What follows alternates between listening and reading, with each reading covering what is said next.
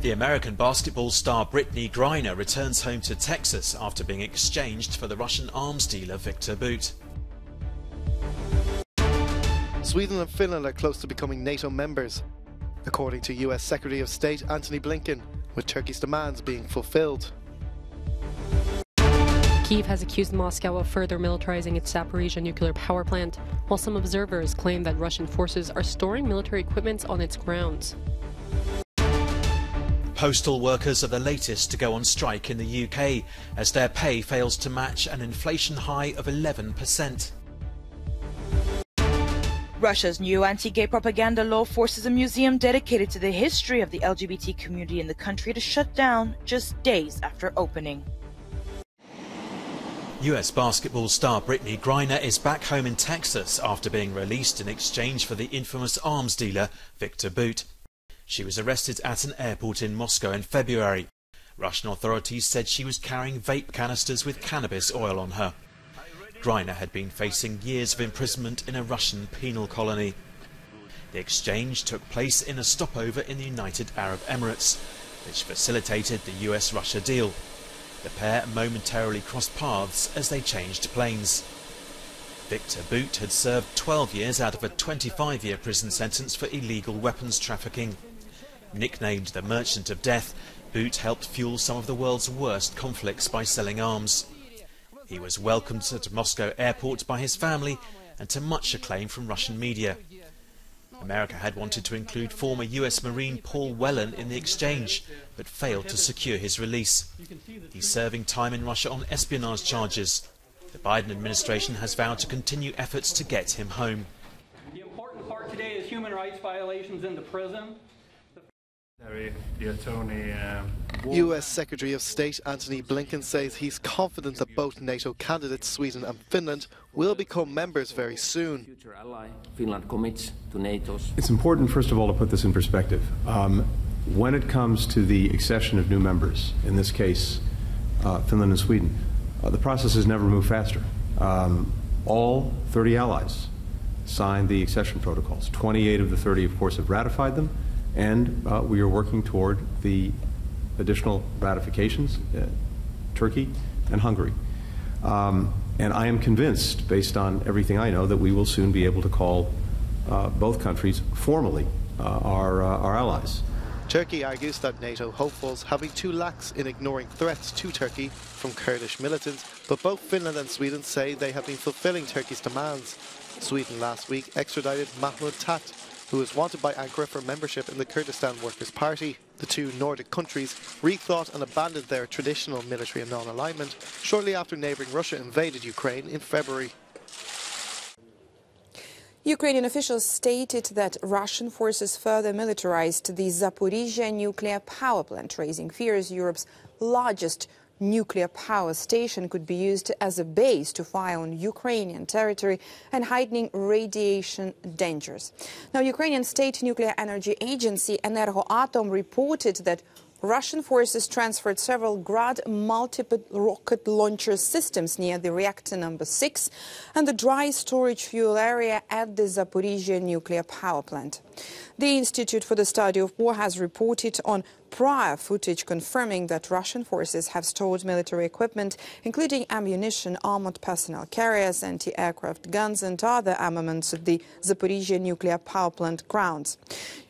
New equipment deployment here may be an attempt to placate ongoing speculation among Russian nationalist mill bloggers of a possible Russian withdrawal from the power plant, which the Kremlin has denied twice over the past 10 days. And Energoatom stated that Russian forces most likely plan to use the Grad systems to strike Nikopol and Marhanets in the region of Dnipropetrovsk, near daily targets of Russian shelling already. Now, the Zaporizhzhia nuclear power plant has been under Russian control since the very early days of the war. And although the risk of nuclear meltdown is greatly reduced because all 6 reactors have been shut down, experts say dangerous radiation release is still possible. In the UK, it's the Royal Mail postal workers who are the latest to go on strike as the country faces a wave of industrial action. Airports, buses, railways and roads all face potential gridlock as the economy is battered by high inflation. Postal workers across the UK, 115,000 postal workers, have been involved in a long-running bitter dispute, and it is about saving jobs, it's about saving the service that we provide on a daily basis to customers right across the UK. The strikers want their pay to rise with inflation, which is now at 11.1%, but Royal Mail is struggling. Delivering letters is no longer profitable for them. With the explosion in online shopping, the money to be made is now in delivering parcels instead. Meanwhile, millions of letters have been piling up, and there'll be a large Christmas backlog to sort through when they return to work.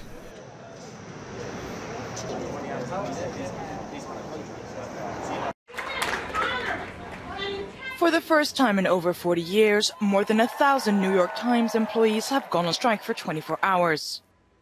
This comes after journalists and other workers failed to reach an agreement with the company regarding contract negotiations.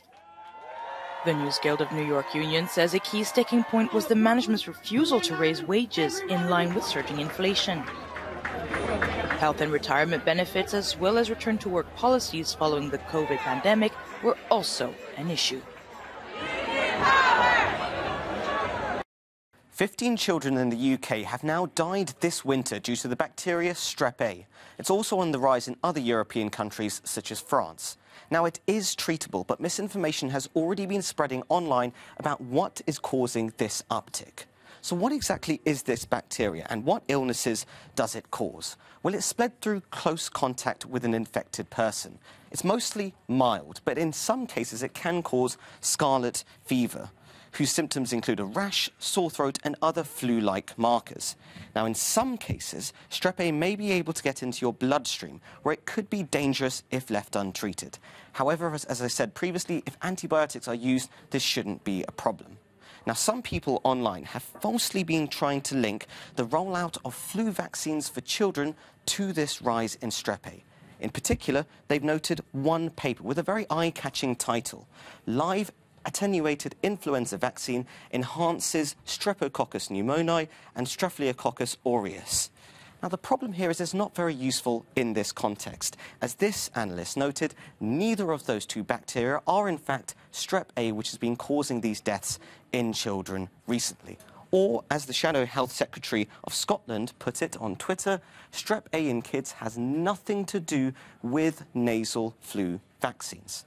Now, Strep A with other important diseases, it's important that you get your information from trusted sources only. And if you or your children have symptoms of Strep A, it's very important to go to a doctor as soon as possible. In severe cases, it could be the difference between life and death. A new era. That's how Chinese President Xi Jinping described bilateral talks with Saudi Crown Prince Mohammed bin Salman on the second day of his three-day visit to Riyadh.